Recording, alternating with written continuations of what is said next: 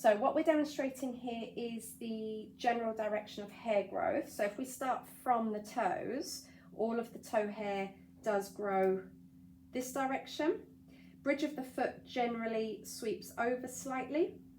Then we come to the outside of the lower leg. Now, a lot of therapists will apply their wax all going downwards, when in actual fact, the outer lower leg, the hair tends to grow across. So we'll be applying our wax across to remove, and then straight down the rest of the shin.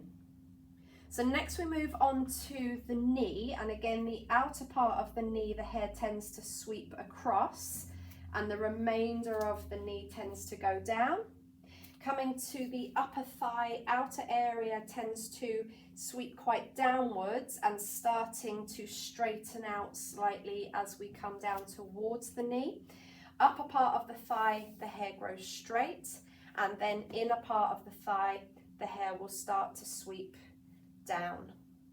Direction of growth for the back of the leg, on the lower part will sweep across from the outside to the inside, back of the knee, and then the hair growth will take a slight turn on the upper part of the thigh, which is the very challenging area for us to remove hair from.